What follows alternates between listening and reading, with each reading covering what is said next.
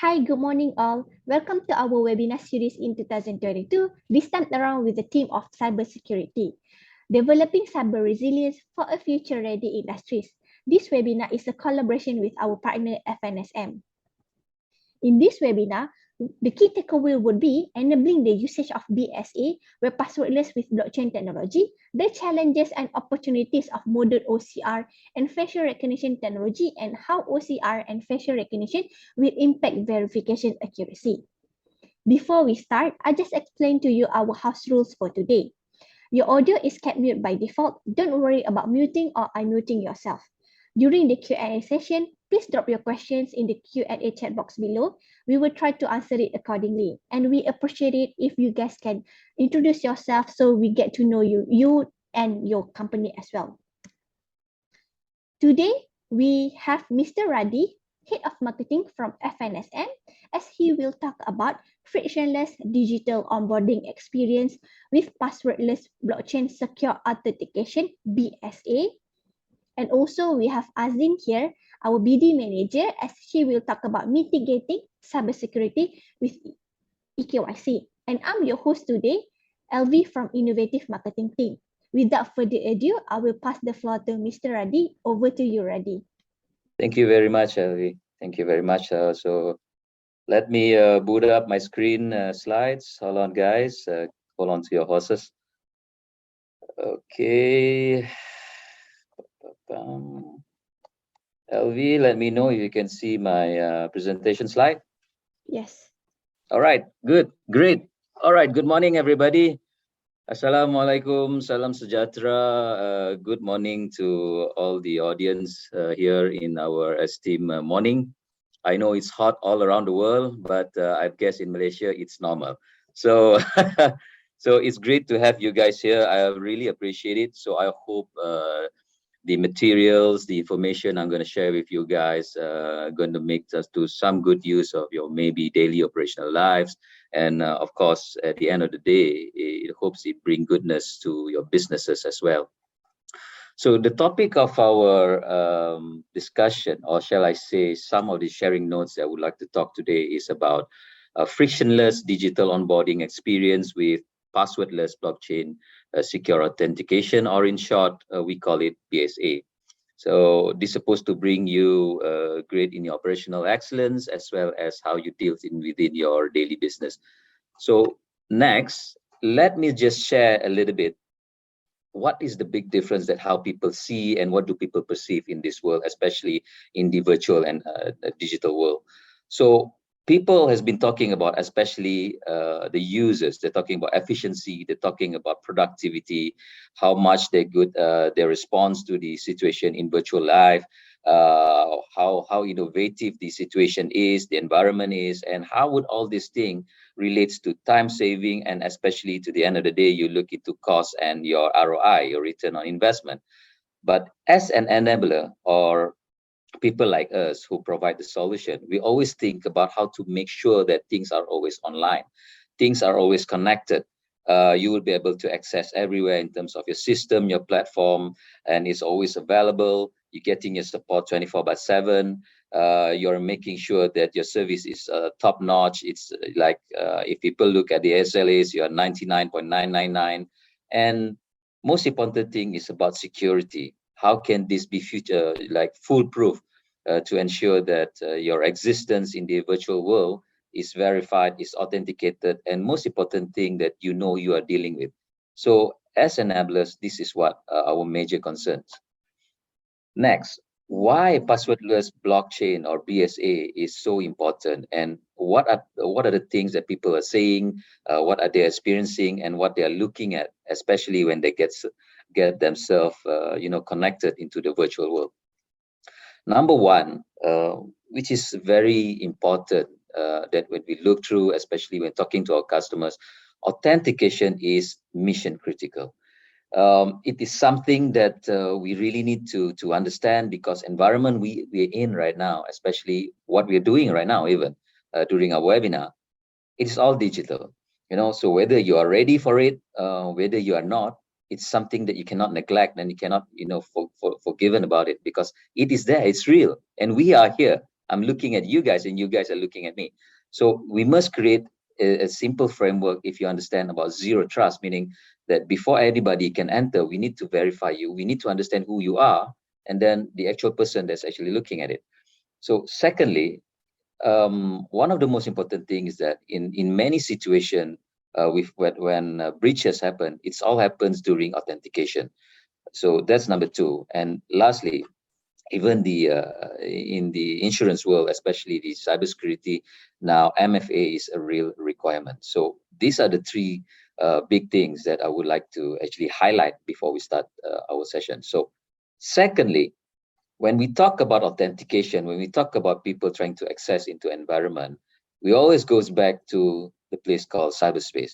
So security, trust, resiliency in the digital world is very, very important. So when you talk about security, when you talk about in cyber and environment, so you always talk about the process, the practices that you go through, the trainings, the guidelines, the policies, and of course, the second part is actually whether you can trust it, whether you have an assurance that you know where you're going is actually safe, whether you can actually measure the trustworthiness of the environment, of the ecosystem that you're actually in. And of course, last but not least, in the trust system is actually the platform itself. And at the last part is actually being resilient, because in cyberspace, if anything goes wrong, you need to actually anticipate, you need to know beforehand if anything goes wrong, whether you can recover out of the situation, whether you can react, whether you can respond to the situation, and of course, at the end of the day, to ensure that your business continues going on, especially during the pandemic. Everybody is getting online, and everybody needs to be assured who they are actually engaging with. There are 10 big things, and these sources coming from Digital Shadow, Cybercrime Watch. So these are the top 10 digital risks when people actually get connected. So are they able to actually manage the risk? Are they able to know what kind of exposure they are getting themselves into with regards to the known or unknown situation, with regards to the breaches that might happen? So if you can look from 1 to 10, I believe number 1 as the prime thing is actually about identity and access, because that's where everything started. Then from there, it goes up to phishing, because you don't know who they are. They can simply phish you. These are the one of the few most common things happens right now in Malaysia even. And of course, from there on, they would be able to go through your accounts. With certain aspect of study has been done. There's about 50% in stake of what's going on in the virtual world is actually account takeovers. So goes along with the list, data leakage, whereby that is your most important assets when you go online. It's all about the data. It's all about the thing that you possess virtually. And then from there on, they can actually do much more worse scenario like ransomware. They encrypt your file. You won't be able to access it unless you pay them some, big amount of money. And the last part here, if you can see number 10, social engineering. This is one of the most successful methods that the adversaries or the person who likes to attack you getting your personal information. So if you wrap it up in terms of these digital risk concerns that people are facing nowadays, and I believe any one of you, I myself are facing one of these, previously, if I don't keep myself pretty much secured, and then if I don't keep myself pretty much at the security level in terms of protecting myself.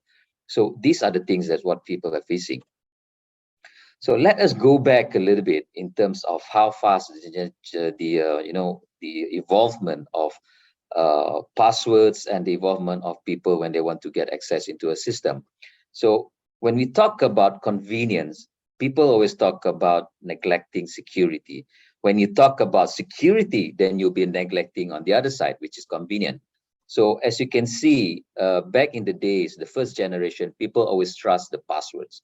But again, this is where people always seems to be giving away their passwords without noticing that they're giving away the password. And it is a simple enough saying that what's your birth date, your girlfriend's name, the date of your cat when you adopt them, all these kind of things. When they use the social engineering part, it's actually password is almost pointless.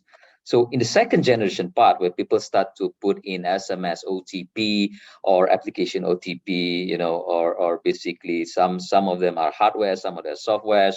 So that's the second generation in terms of security authentication. But still, this doesn't actually ensures you the protection or the assurance of being safe, even though you have OTPs, because there's still a case of people in the middle that they can actually penetrate you, having to know your OTP and ask you. I believe in Malaysia, it's very famous that someone just came to you that we got something wrong with your account.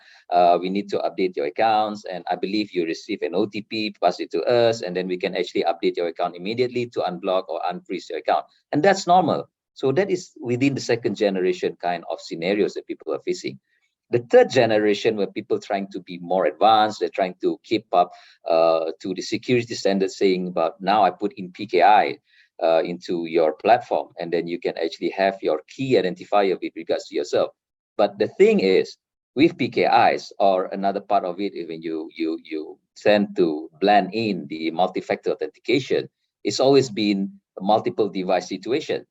People can still use their own device, people can still use another device to supplement you, to be like you, and then it seems like a genuine you, but the key is the same key. So that guy who actually stole whatever, that I had a discussion a couple of days back.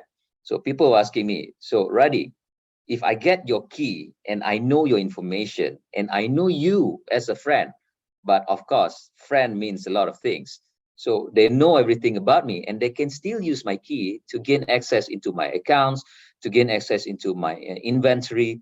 So it is still not safe. So what can you do about this? So in the fourth generation, where you wrap up almost everything in terms of your MFA to be tampered proof. So that is where we introduce blockchain, because in blockchain, I believe I will share with you how does that thing works at the back end. And of course, at the same time, where does the key sits and how your key reacts as your identifier before you get authenticated. That is the key of how you can actually get yourself being secured. But at the same time, if you look at the screen right now, you'll be using the same user experience. So that is what we are promoting here. Okay, next. Just to share with you a little bit, this is a study made by Verizon. There's about 82% of breaches involvement human element. So like I said, stolen credentials, phishing, man in the middle, social engineering. As you can see the numbers, these are real, guys. And this is all with regards to password based, even though you add on your MFA into your password. But the gist of it is actually how you implement the security technology at the back. So that is most important. If people can still tap on a single host that you're running, so you're done for. So these are the numbers. So I'll share with you some of the most common MFA bypass technique. This is again, of course, password-based authentication.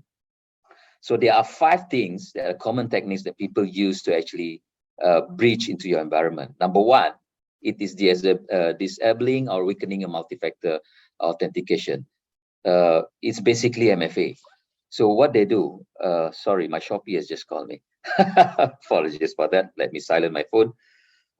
What they do in disabling or weakening multi-factor is pretty much about configuring the policies in MFA. So what they do is they modify the trusted IPs in terms of the configuration, and after that, they allows the attacker to connect remotely. So that's number 1. Number 2, hold on, this doesn't work. Okay, number 2 is directly bypassing MFA. So how do they do this? It's pretty much simple. Nowadays, when people people trust their mobile every time. Your mobile is the next best thing to your wallet. So in your mobile, if you're on Android, you have your Google Play. In Apple, you have your App Store. So what they do is that they simply download an application.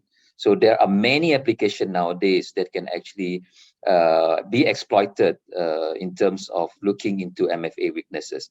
So it can be done through an application, through an SMS interception. So to create that 2FA codes. So as you can see, a lot of the scams happening right now is that entering into an application whereby you still have an MFA, but it's not the real environment that you are going into. So that is the situation. The thirdly is basically exploiting authorized MFA exception. So what is this? Okay, when they are exploited the exception, it is something like how the attacker identifies account operating procedures. So what they do is basically they goes to your POP, your SMTP, such as your email server, and then they exploit the accounts that they're actually familiar with. Especially right now, most of us are highly dependent on our emails in terms of our main and official communication. This is one of the famous ways how they did with exploitation of exceptions, right? So number 4, stolen SML. So this is one of the hardest thing to detect, and this is one of the most common thing happen right now. If you can still recall one of the situation in SolarWinds breach, this is the methods that they use. So what they do is actually they use a SML response object. So the technique is actually incredibly difficult to detect. It is a subject where they forge your signed certificate. Again, people seem to perceive that having a certificate HTTPS is actually safe, but actually it's not in reality. It is one part of security, yes, but you need to actually strengthen and harden that, because they can actually simply continuously monitoring your certificate, and from there they can actually do a response object with regards to your SAML. So it's like a golden ticket that they use to enter into your environment. Last but not least is session reuse. So this is simply like, if I can say, like, we have a session right now, they can still use the session and being verified, because before you enter into a session, you verify yourself. So an attacker, what they use is that they compromise the system, use the authentication session, and then from there on, in basic MFA principle, they have a default of a 30-day period where they keep your profiles. That is in a normal MFA situation. So they are becoming a user, which is you, the legit one, to use your application. They don't need to be re-authenticated into your system. So an attacker goes through time and time again, establish a persistent access with your session. So that's how they do it. So these are the 5 most common MFA bypass techniques that people are actually facing right now. So let's go down and how you can actually look into protecting yourself, ensuring tight security layers, and of course, still maintaining your user convenience. So number 1, let me just share you a little bit. What is passwordless blockchain secure authentication? In a breeze, I can say it's the one that we're carrying, BSA, is the world's first patented solution of BSA technology, ensuring your secure, fast, convenience login into your digital world. So what we're doing is basically we're having this decentralized, volatile runtime of OneTime Security Key. I will explain to you how does this relates to the blockchain environment that we do, and how it is actually being used randomly in terms of multi-user credentials in order to protect you, so that if people tend to have your key, it is basically meaningless, right? So let's go next. Hold on. Okay. In a nutshell, when you talk about blockchain, when you talk about the environment of ensuring your authentication, these are the fundamentals that you really need to understand, because in order to actually ensure, it is actually quite difficult or almost difficult to penetrate especially in the environment like right now. People were talking about industry 4.0, the ecosystem starts to evolve, the security became so digital and so virtual, you won't be able to identify who they are, what they have, what they know, what they understand. So the first part is about decentralization. So decentralization is about where you made up a network of multiple nodes and multiple members in an environment, in an ecosystem. So over a multitude of participants, which are the nodes and the members, basically this is your verification will happen. So people wouldn't be able to know which actually nodes is being actually used to verify yourself. So this is the first part. It has to be decentralized. If it's centralized, it's so easy for the attackers to actually reach and penetrate in terms of a single information to be breached. Secondly, peer-to-peer. So what does it mean peer-to-peer? Last time people so used and common is basically peer-to-peer video sharing. But in a security environment, it is more or less the same concept, but nodes and the members are directly interact with one another. So these interactions are done seamlessly without the understanding and the notice of the actual users itself. So basically, each individual users, they are the nodes, they are the verifier, and then it actually connects immediately between one another. And this makes it very, very difficult in order for an attacker to actually pinpoint and getting to be, define which particular information, which particular key that they wanted to take, and which particular person that they want to attack, just for a single purpose of authentication. Last but not least, is actually distributed. So in a distributed environment, you're talking about blockchain ledger stores. So this data of blockchain, of your personal information, but again, when you talk about personal information, it's not the actual profile that is being taken from you. For example, not your name, it's not your address, it's not your IC, it's not your phone number. It's actually a device that is being connected to you. I will show you in a short while at the end of the slides how is that being verified in a blockchain environment. So in a distributed environment, whether you have a kind of on-premise setup or whether you have a cloud setup, your users, the devices that are being used is actually the ledgers itself in terms of creation at the back end. So this create a cloud structure. This create a distributed storage, which unable for the hackers to gain control on, because the nodes are actually multiverse. Basically, it is actually being communicated throughout all the groups and community. So when we talk about the three fundamentals, now in a blockchain environment, we need to understand how does this redefine the understanding of identity access management. So I think if you're familiar with IAM, on the left-hand side in the circle, these are the things that are most critical when you talk about IAM. It's always about multi-factor authentication. It's always about access management. It's always about how you can actually analyze the situation you're in, the reports, the feedback, the outcome, and the response that's going through. And the red one, as you can see, and why it is red, is basically the life cycle of a user. How do they manage themselves? How do they manage their access? How do they manage in terms of the authentication? And most importantly is how do manage in terms of when they get to have an attacker or someone who trying to actually steal their devices. So that is the life cycle. The fifth is actually about the directory. Where does it sit? Then the question mark is actually where does my profile is being stored? Is it being stored by my providers? Is it being stored in the cloud environment where all the other users can access to? And whether it's being stored in a single local drive, for example. That is the fifth part. And of course, last but not least, it has to have the ability of single sign-on in terms of a feature. So you would be able to actually gain access to multiple platforms or services that you are actually registering to. So when you talk about IAM, the most effective ways of actually ensuring this, of course, you have to look into on the right hand side, whether you trust the environment, whether your data transparency is actually well protected, and of course you are not to be worried about or where your data is being stored.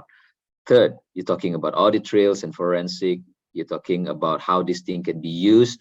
If there's anything goes happen, you know how to check back. You know how to actually have the log to be searched, and of course, it tags along with how the security is being enhanced or being embedded into the platform. Last but not least, of course, when people talk about this, it's always talk about user experience. They always talk about the journey that they are actually going through. So, talking about blockchain.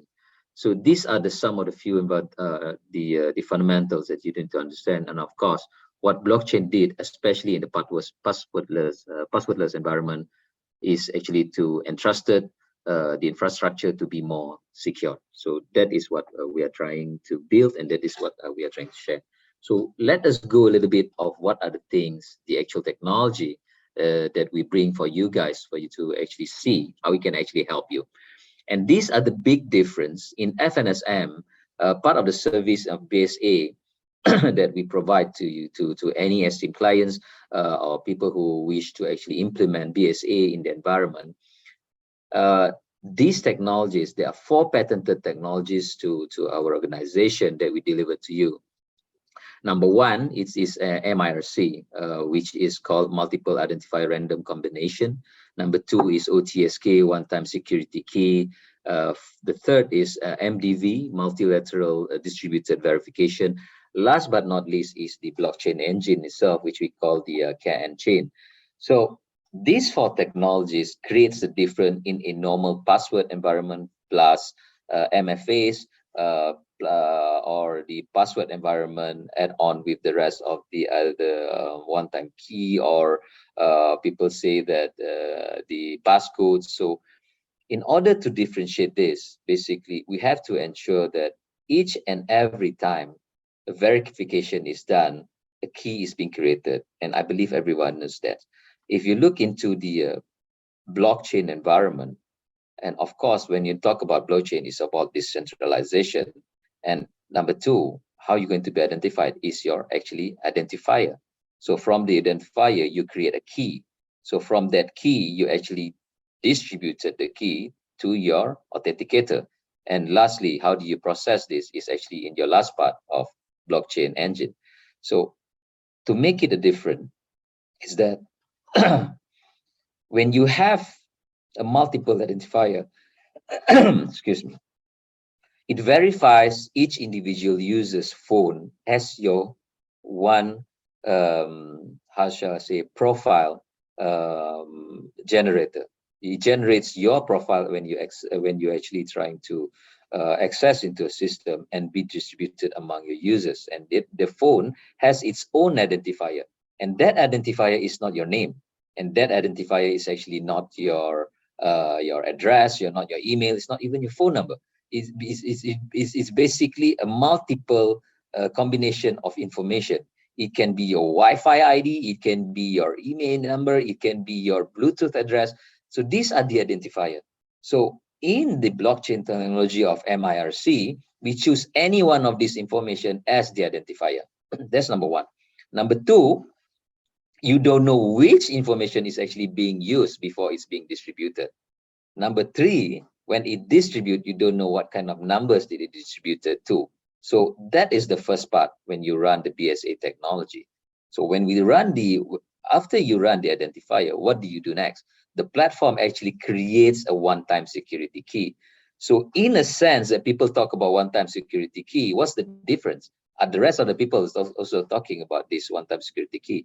But in the environment that we are promoting is actually this key will only be generated from your identifier just now. And then once it is being used, it will be terminated. It will be removed. It will be deleted. So it can only be used once.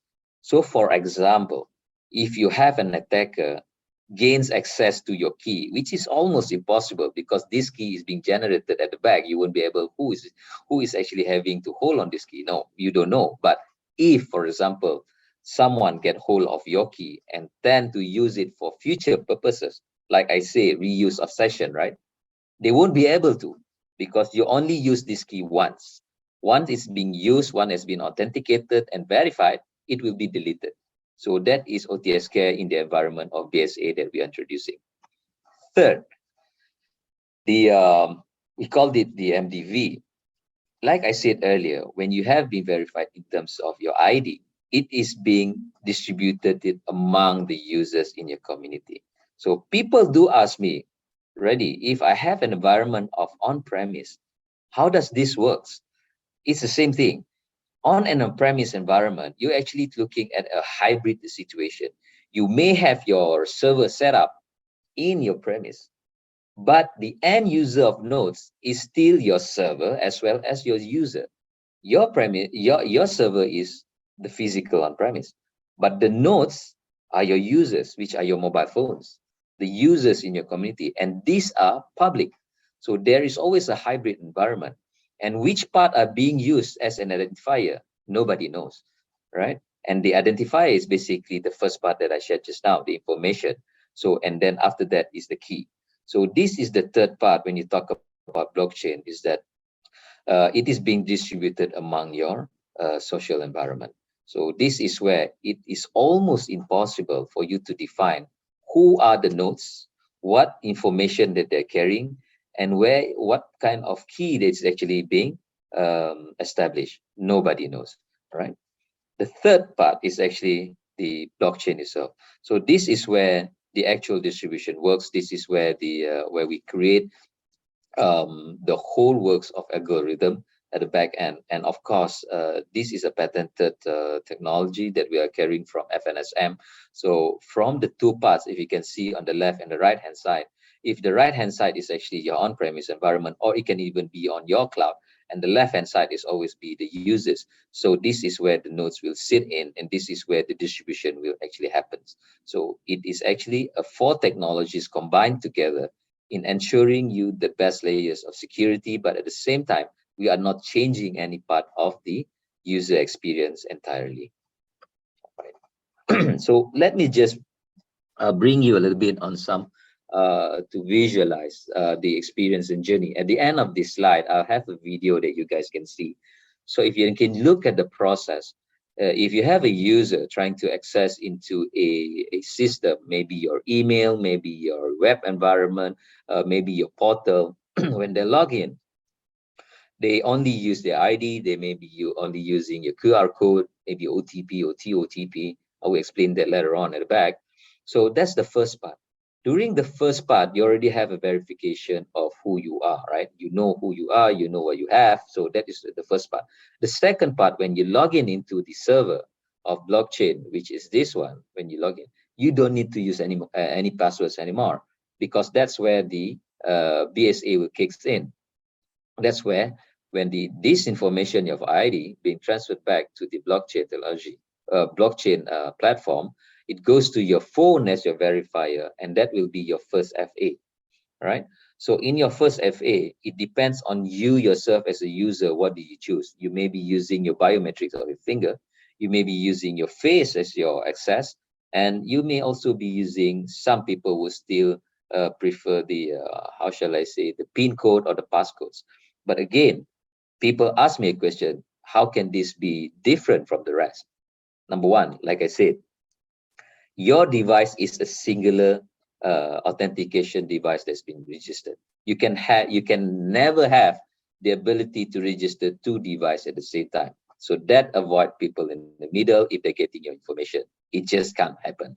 So that is the first part that's happening. When you go to the next process, which is number 4 and 5, when it goes into the blockchain, because the first part is also blockchain enable verification. Then goes the second part, which is the second FA, which actually goes into the can chain, which is where the distribution of your OTSK, which is the distribution of your identifier, is being distributed among the users. That is 4 and 5. So that is the second one.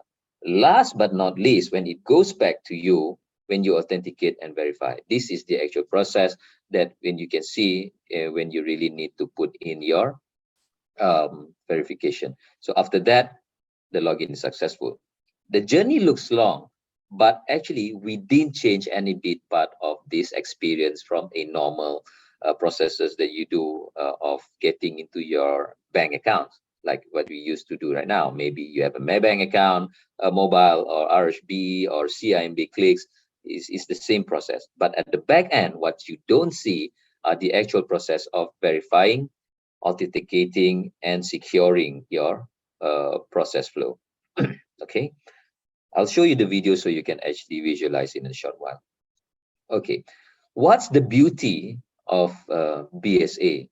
Okay, first of all, on the left hand side, in a normal scenario, even though you have an SSO, each identifier or each authentication is done maybe individually. For example, at one place, one segment, or one department, or one subsidiaries that you run under your accounts is using other MFAs, and the other guys is using another SSO, and another department is using another authentication system.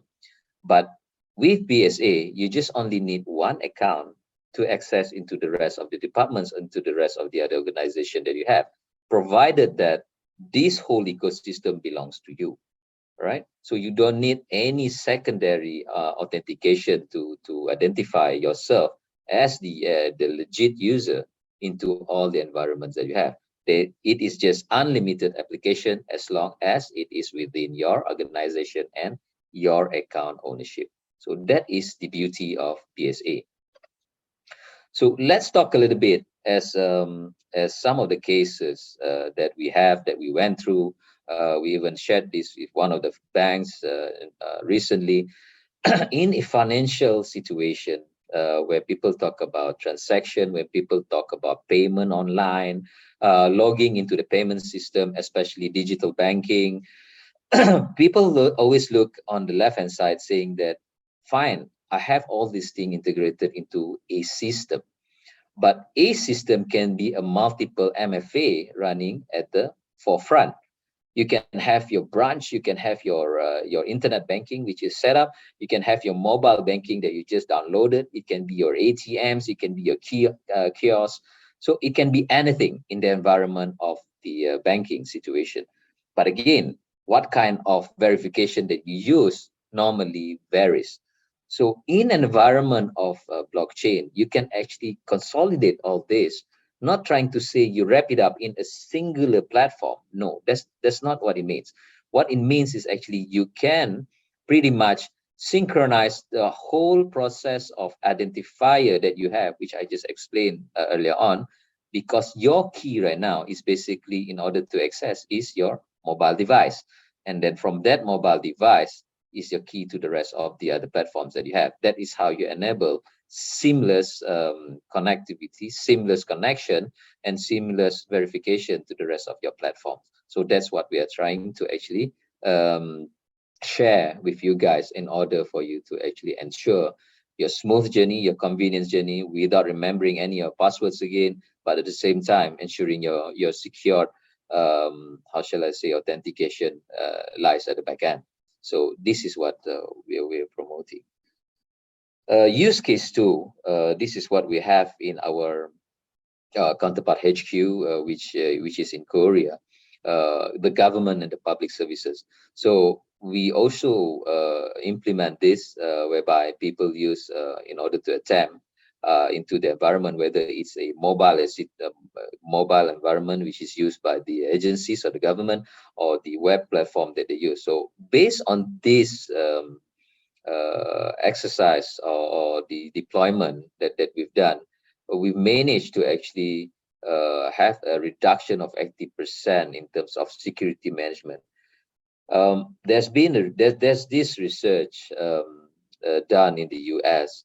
The big chunk of cost goes to managing your password and managing how you implement MFAs, because all this is all with regards to your cloud storage.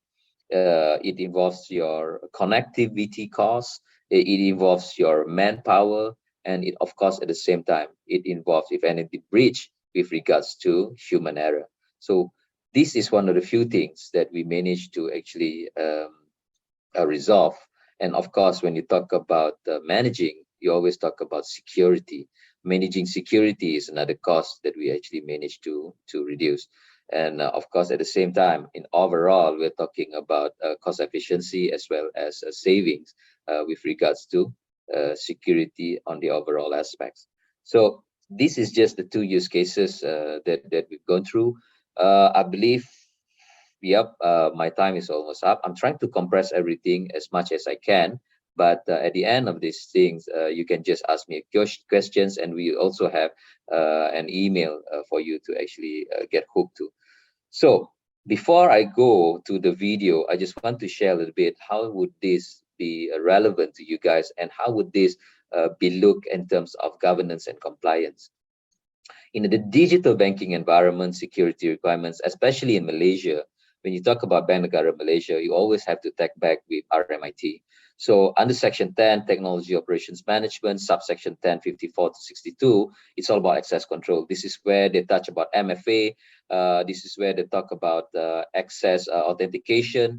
And under Appendix 5, you can actually go into the big details of control measures in cybersecurity. So this is where in BSA, we are complying to these sections, and we are complying to the regulations and standards. So that's number one. Number two, we even have a discussion with the Monetary Authority of Singapore.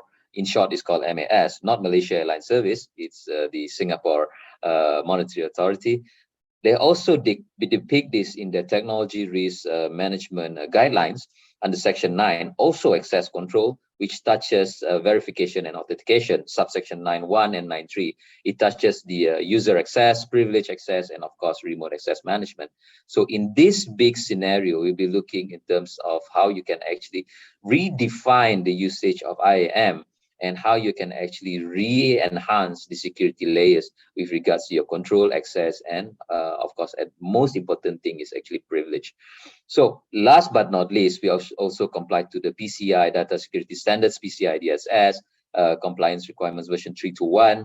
And under these requirements, we talk about how you can actually address the identity authentication access to system components. So pretty much all with BSA, you covers the users, you covers the networks, you covers the environments, your system, as well as your platform.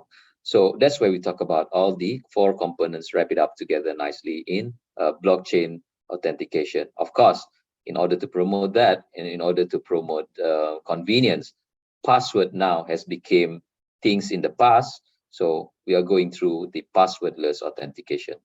So the last part after this is basically I'm sharing you the videos. I would like to apologize as the video doesn't seem to have the sound on your side. But anyway, here goes the videos for you to see what kind of journey that you would be expecting in terms of multiple ways of BSA user journey that promotes fast, secure, convenient for access authentication. So guys, enjoy the video, and yeah, let's see.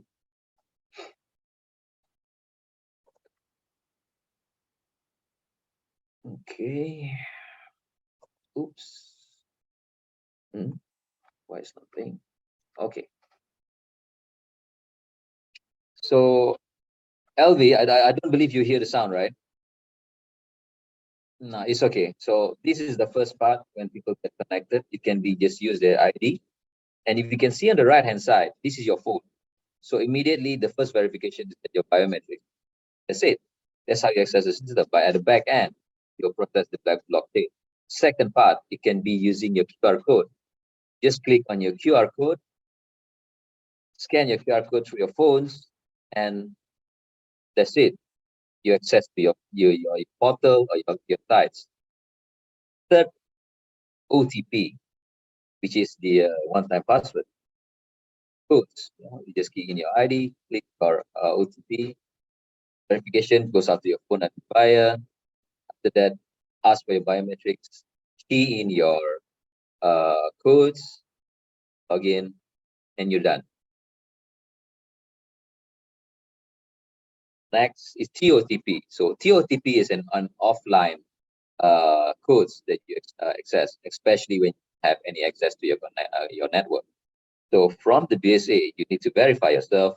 After you verify, only you, your device, and your personal information like your thumb can only make you access the system. So that's it.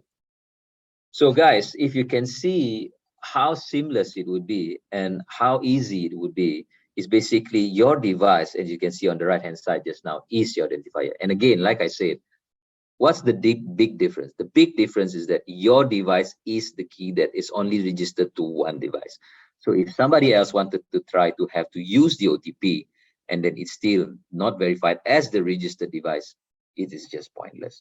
So guys, that's all that I have today to share with you. I thank you very much for the time that you have given me. So I really appreciate if you have any question, you can ask me through the chat, column. I'll try to answer you after this. Then again, thank you very much. Over back to you, our esteemed organizer, and LV. Back to you, LV. Thank you very much. Thank you so much for your input about BSA. And it's interesting to know that there are fourth generation of security authentication. With that being said, we are exposed with many risks, especially identity theft and scam and social engineering, like you mentioned before. So we how many of you receive phone scam, right? For that, we have Azlin to share her thoughts on how to mitigate cybersecurity risk with eKYC. Over to you, Azlin.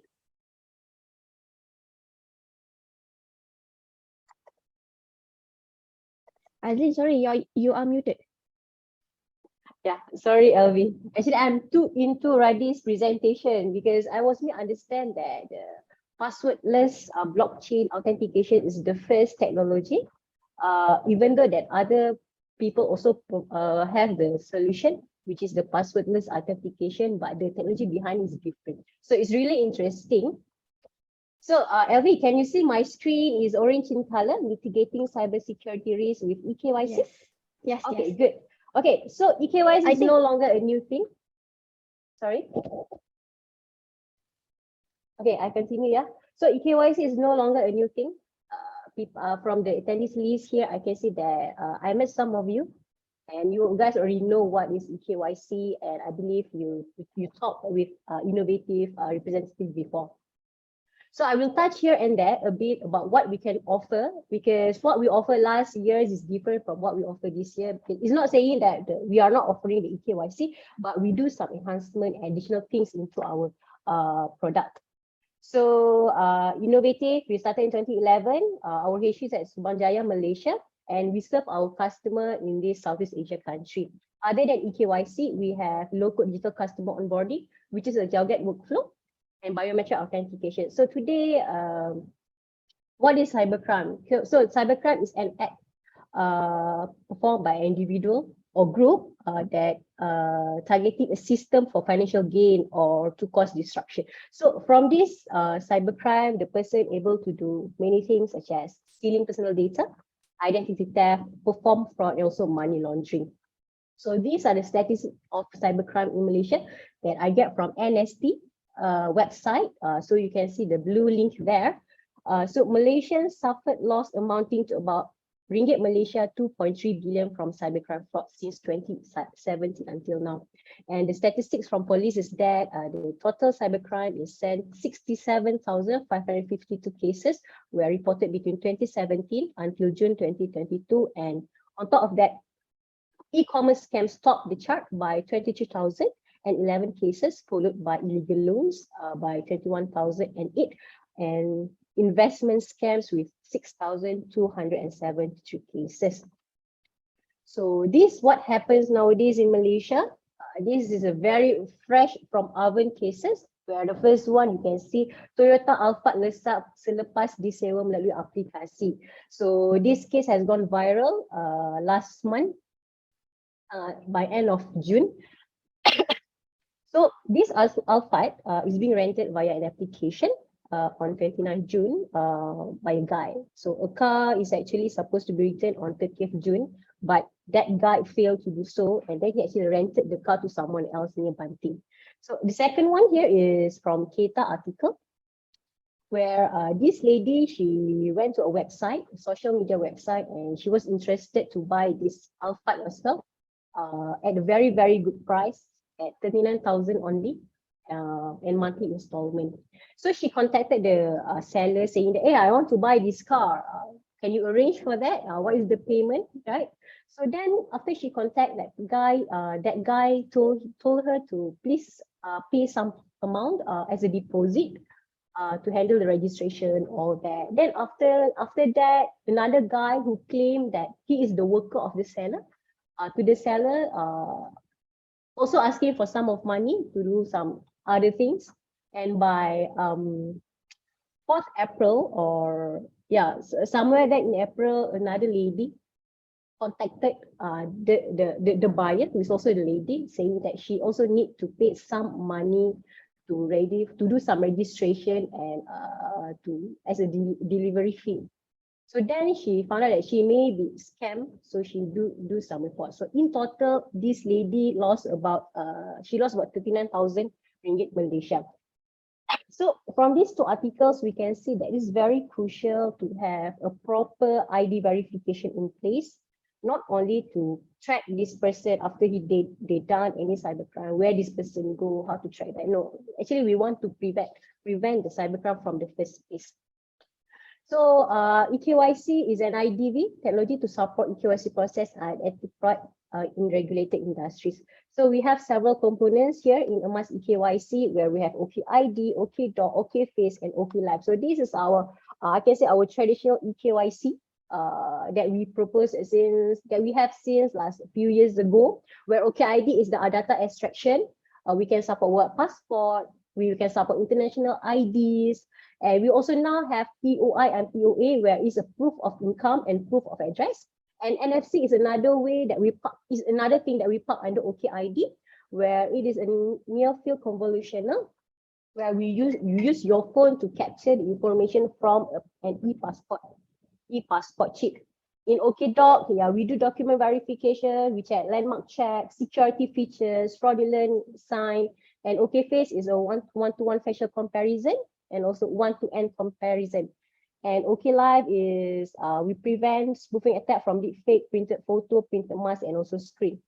So I will skip this demo because many of you guys already seen the demo. Our products are modularized, where you can pick and choose which one suits the best to your use case. Example, for agent base, you may want to add OKID and OKDoc only because you rely on your staff or agent to do human eyeballing, facial judgment. So other than after doing OKDoc, we already verified that this person is a genuine person, right? This is a real face, but what we can do after that?